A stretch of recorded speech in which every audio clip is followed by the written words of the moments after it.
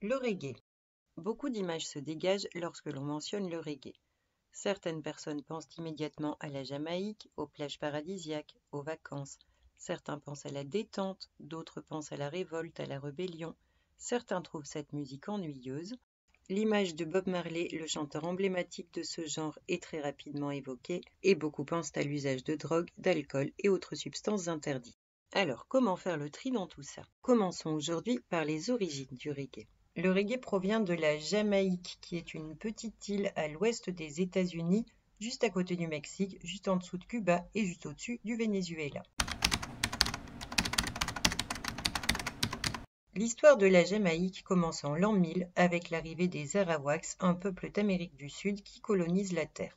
Les Arawaks vivent de l'agriculture, avec notamment la culture du maïs, de chasse et de pêche.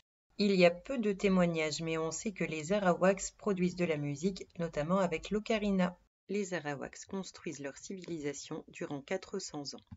En 1494, Christophe Colomb débarque en Jamaïque et réduit les Arawaks en esclavage.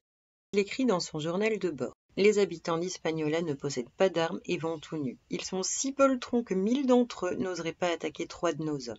Ils sont aptes pour qu'on les fasse travailler. On pourra en faire des chrétiens.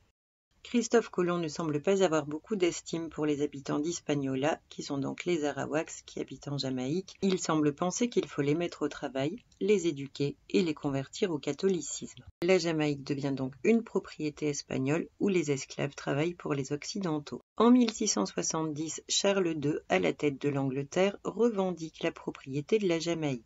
Il ne reste déjà presque plus d'Arawaks, la plupart ayant été exterminés.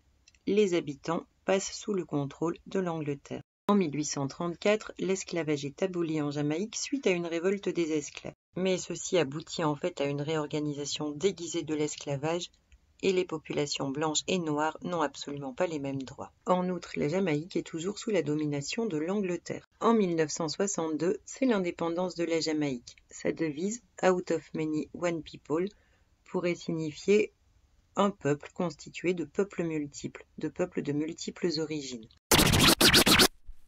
Les Espagnols puis les Anglais se sont efforcés de gommer toute trace de culture. Il y a donc très peu de traces de culture jamaïcaine avant les années 1900.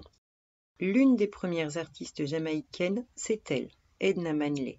Elle naît en 1900 au Royaume-Uni et meurt en 1987 à Kingston, en Jamaïque. Elle a beaucoup travaillé autour de la sculpture.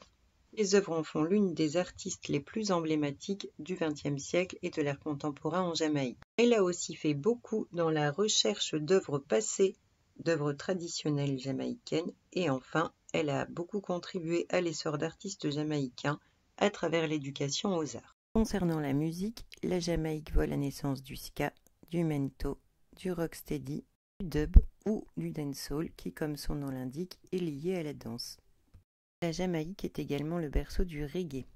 Ce style, qui apparaît dans les années 1960, est très lié à l'apparition des sound systems.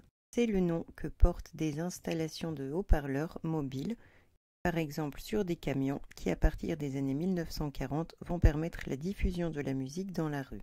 Un programmateur choisit les musiques qui passent pour faire bouger les foules. Le sound system sera ensuite remplacé par l'industrie du disque local qui permet une meilleure diffusion. Les chanteurs vont considérablement contribuer à diffuser le reggae.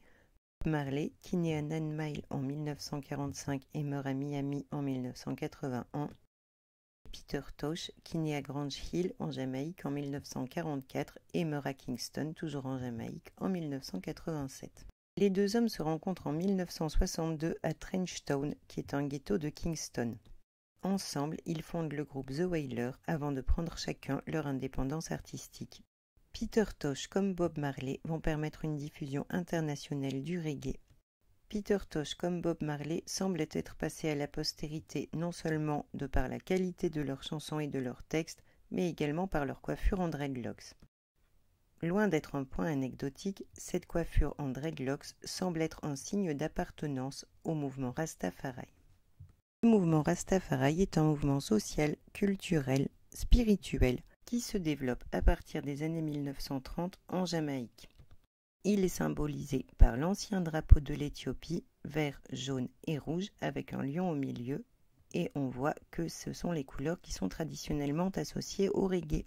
Son créateur semble être le ras Tafari Makonnen, c'est-à-dire en quelque sorte le roi d'Éthiopie. La création du mouvement et son développement en Jamaïque semblent être très liés aux prises de conscience des anciens esclaves en 1834. Ces anciens esclaves ont été convertis au christianisme lors de la colonisation de la Jamaïque par les Espagnols puis par les Anglais. Le mouvement Rastafari remet en cause la cité de Babylone, qui est la cité du mal dans la Bible, qu'ils associent à l'Occident qui les a colonisés puis esclavagisés. Le mouvement Rastafari est également un mouvement panafricaniste, c'est-à-dire une doctrine qui tend à développer l'unité et la solidarité africaine. En effet, en Jamaïque, les droits entre les personnes noires et les personnes blanches sont loin d'être égalitaires à ce moment-là.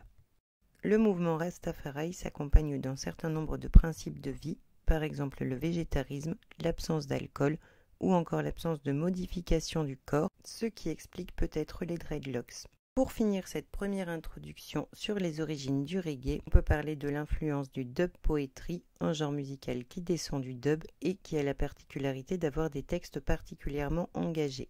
Cet engagement se retrouve dans le reggae, on peut citer les morceaux No Woman No Cry et Get Up Stand Up, qui évoquent tous les deux des moments de révolte et de lutte pour les droits.